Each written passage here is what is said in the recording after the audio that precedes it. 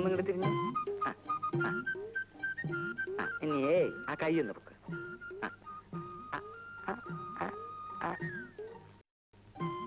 34.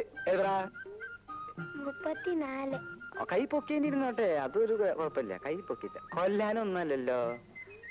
35. എഴുതറ 35.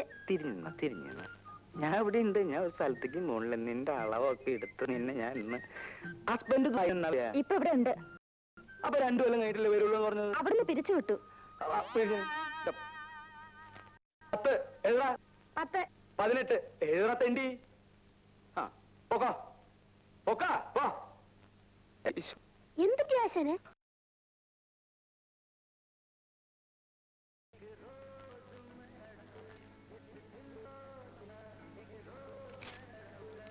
ഓ, തട്ടാര് പണപ്പരവും കഴിഞ്ഞ് പോവുമല്ലേ? മടി നിറച്ച് പണമായിരിക്കും. കാണാനുള്ള പെമ്പിള്ളേരുള്ള വീട്ടില് തട്ടാര് പണം പലിശക്ക് കൊടുക്കത്തുള്ളൂ. അത് ലോകം പറഞ്ഞ കാര്യമല്ലേ? തട്ടാര് പണം പലിശ കൊടുക്കുന്ന വീട്ടിലെ പെമ്പിള്ളേരെ കെട്ടാൻ ഈ നാട്ടിലെ ഏതെങ്കിലും ചെറുപ്പക്കാർ തയ്യാറുണ്ടോ? കഴിച്ചിട്ടും വലിയ കാര്യമൊന്നുമില്ല. ശ്രീധരന്റെ മോക്ക് ഒരു കല്യാണാലോചന ഒത്തു വന്നതാ. തട്ടാരോട് അയാൾ പണം മേടിച്ചിട്ടുള്ള വിവരം അവരെങ്ങനെയോ അറിഞ്ഞ്. എന്നിട്ടേ ആ ചെറുക്കൻ പറയുക ആ പെണ്ണിനെ അവന് വേണ്ടാന്ന്. എവിടെ ഒരു പലിശയ്ക്ക് കൊടുപ്പ്.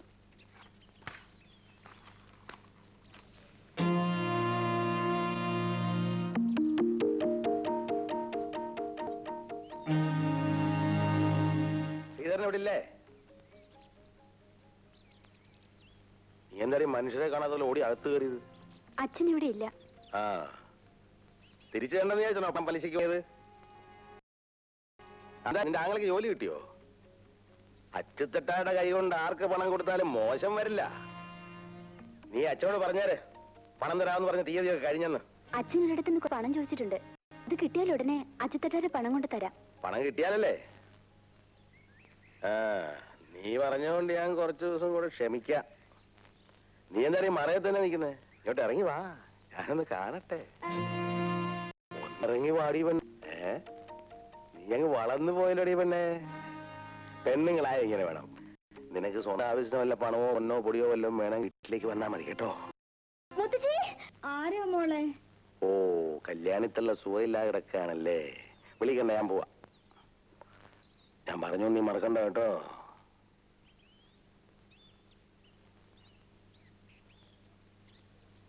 ശാന്തേ, ശാന്തേ, ശാന്തമ്മേ. എന്താ? ഞാനൊന്ന് പുറത്തിറങ്ങിട്ട് വരാം. കള്ളുഷാപ്പിലേക്കല്ലേ? രാവിലെ മുതലിരുന്ന് തയ്ക്കുന്നതേ. അപ്പോ വൈകുന്നേരം കുളിയൊക്കെ കഴിഞ്ഞ് ഒരു കള്ളു കുടിക്കുന്നതിൽ ഒരു തെറ്റുമില്ല. കുടിച്ചിരിക്കണം, അതാ അതിന്റെ ശരി. 4-5 വർഷം കഴിഞ്ഞില്ലേ നീ എന്റെ ഭാര്യയായിട്ട്? എന്നിട്ട് നിനക്ക് ഇതിനെ പറ്റി ഒരു വിവരമില്ലല്ലോ. മതി മതി, ഈ വിവരം ഒക്കെ മതി. ചെന്നാട്ടെ. അങ്ങനെ പറ.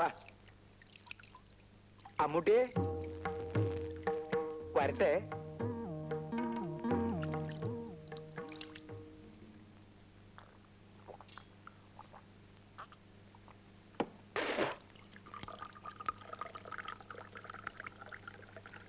അച്ചുത്തട്ടാര് പണം പലിശയ്ക്ക് കൊടുത്താ തിരിച്ചു വാങ്ങാനും അറിയാം. പണം കിട്ടിയില്ലേ മോലാക്കിയിരിക്കും. എന്നിട്ട് പത്രോസ് പണം തന്ന 3000 ഒളിവായിക്ക് അവൻ എന്നെ 30,000 തവണ നടത്തി. അപ്പോ പത്രോസിന് കൊടുത്ത പണം ഗോപി അല്ലേ? രൂപ കിട്ടിയില്ലെങ്കിൽ എന്താ, അതിനുള്ള ഉരുപ്പടി മോലാക്കി. പത്രോസ് പെങ്ങളെ കെട്ടിക്കാൻ വെച്ചിരുന്ന പൊന്നെടുത്തോണ്ട് പോന്നായിരിക്കും അല്ലേ?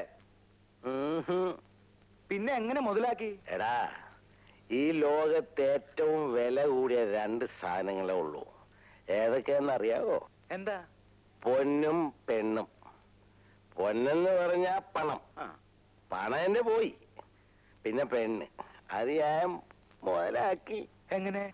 ലോകത്തൊരു കുഞ്ഞു പോലും അറിയാതെ പത്രോസിന്റെ ഭാര്യ റോസക്കുട്ടിയെ ഞാൻ. അയ്യോ, അതാടാ അച്ചുത്തട്ടാര്. മനസ്സിലായോ? ഭഗവതി, അച്ചുതട്ടാറ് ഞാൻ സമ്മതിച്ചിരിക്കുന്നു. അപ്പോഴേ ഭാർഗവ, തയ്യക്കട തുടങ്ങാൻ ജാമ്യമില്ലാതെയാ ഞാൻ നിനക്ക് 5000 രൂപ തന്നിട്ടുള്ളത്. പലിശ തന്നെ ഇത് 3ാമത്തെ മുടക്കമാ. ഇത് ഇങ്ങനെ പോയാൽ. അയ്യോ, ഞാൻ ആവുന്നത് വേഗം തിരിച്ചു തരാം അച്ചുതട്ടാരെ. ആ ഓർമ്മ വേണം. ഞാൻ വരട്ടെ.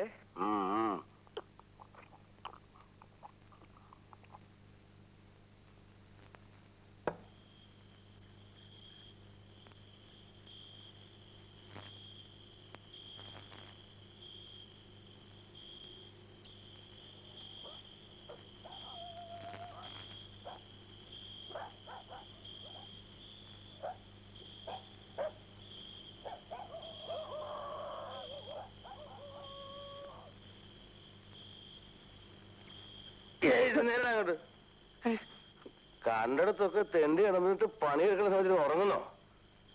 എഴുന്നേറ്റിരുന്ന് പണിയടാ. എന്താ നോക്കി നിൽക്കുന്നേ? ചോറണം വെക്കടി. അവിടെ നോക്കാൻ വന്നിരിക്കുന്നു. ഉറങ്ങാൻ കണ്ട സമയമേ.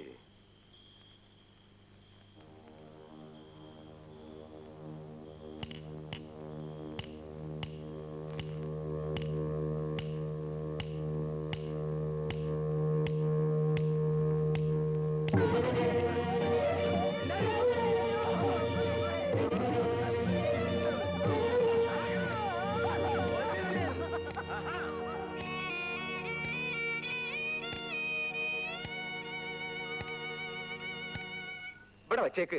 ശാന്തമ്മേ, നീ ഇങ്ങനെ കുനിഞ്ഞിന്ന് പണിയെടുക്കരുതെന്ന് ഡോക്ടർ പറഞ്ഞിട്ടില്ലേ? യൂട്രസ് മാറ്റിയതാ, നടുവിളക്കരുത്. അതൊക്കെ നോക്കിയാ ചേട്ടന്റെയും മോളുടെയും കാര്യം ആരാ നോക്കുക? എന്തെങ്കിലുമൊക്കെ ഇവളും ചെയ്യില്ലേ? കൊച്ചു കുട്ടിയൊന്നും അല്ലല്ലോ, 10-17 വയസ്സായില്ലേ? അമ്മു, നീ ഇതൊന്ന് വിളമ്പിയേ.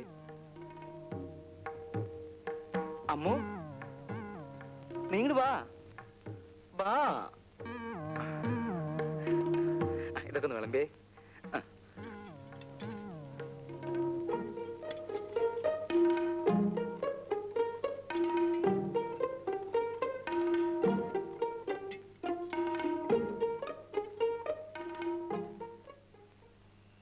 അമ്മു, നീ ഇങ്ങോട്ട് വാ, ഇത് ഇത്തിരി കൂടി ഒഴിച്ചേ. വാ വാ. നിന്നോടല്ലേ ഞാൻ വേണ്ടാന്ന് പറഞ്ഞത്?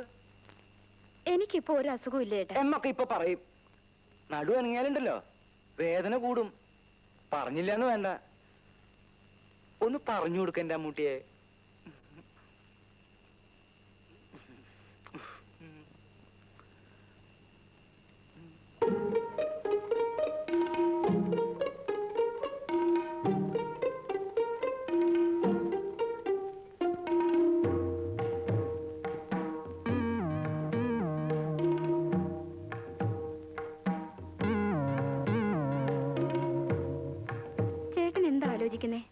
ഒന്നുമില്ല.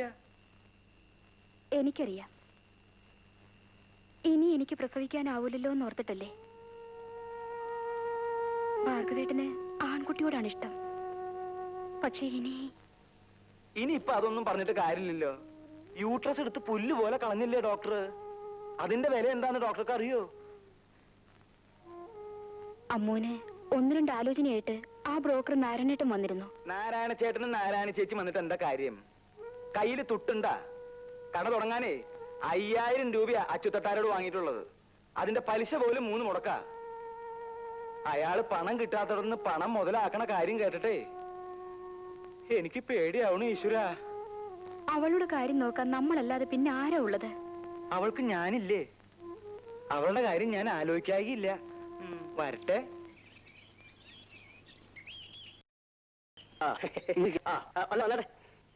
ഇങ്ങോട്ടിരുന്നാട്ടെ.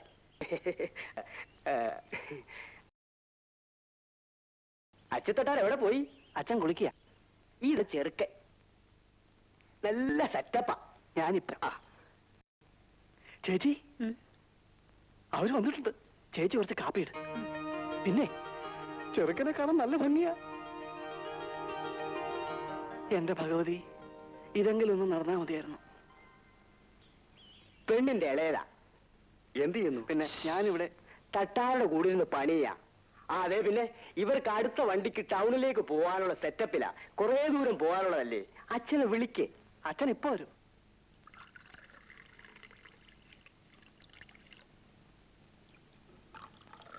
ആർക്കായത്? അച്ഛാ, ചേച്ചിയെ കാണാൻ നാരായണൻ ചേട്ടനോട് 2 പേര് വന്നിരിക്കുന്നു. അതിനായിരിക്കും കാപ്പി ഉണ്ടാക്കിയത്. ഞാനൊന്ന് സംസാരിക്കട്ടെ, എന്നിട്ട് മതി കാപ്പിയും ചായയൊക്കെ. തട്ടാരെ, ഇതാണ് ഞാൻ പറഞ്ഞ ചെറുക്കൻ. ഇത് അമ്മാവൻ. ചെറുക്കൻ അണ്ടിക്കമ്പനിയിലാ ജോലി.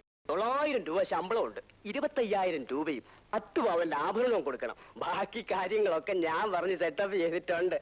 എഴുന്നേറ്റ് എഴുന്നേറ്റ്. ഇപ്പോഴാണോ തമാശ പറയുന്നത്? തട്ടാർക്ക് എപ്പോഴും ഒരു തമാശ. 25,000 ഉളുവായും 10 പവന്റെ പൊന്നും ഇവിടെ എടുത്ത് കെട്ടി വെച്ചിരിക്കല്ലേ. എന്റെ മോക്ക് എന്നാ ഒരു കുഴപ്പം? തട്ടാടെ ഈ സ്വഭാവം കൊണ്ടാ. മോൾക്ക് 18 വയസ്സായി. വെച്ചോണ്ടിരുന്നു. എന്റെ മോളെ കാശൊന്നും വാങ്ങാൻ കെട്ടാൻ പറ്റുന്ന കെട്ടിയാ മതി. ഇനിയിപ്പോ ഇയാള് പറയണോ? വന്നാട്ടെ, നമുക്ക് വേറെ സെറ്റപ്പ് ചെയ്യാം. ഒരു തട്ടാര് വന്നെ നാട്ടിൽ വേറെ പെമ്പുള്ളാത്ത പോലെ.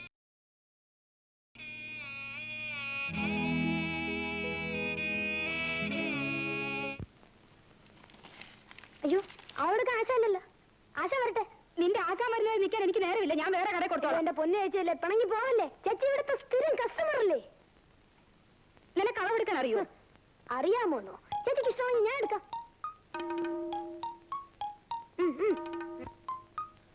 ഈശ്വര, ഇവനും അളവെടുപ്പ് തുടങ്ങിയോ? ബ്ലൗസ് തയ്ക്കുന്നുണ്ട് അരവണ്ണം എടുക്കുന്നത്.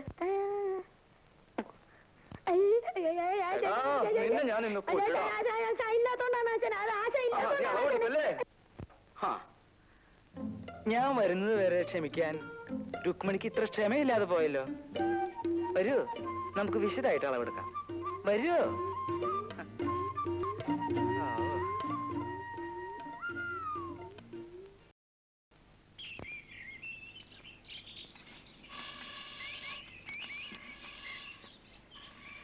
ஐயா கும்பிடுற சாமி.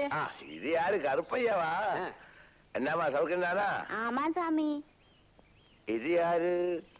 நம்ம இளைய பொண்ணு காமாட்சி. அப்படியா?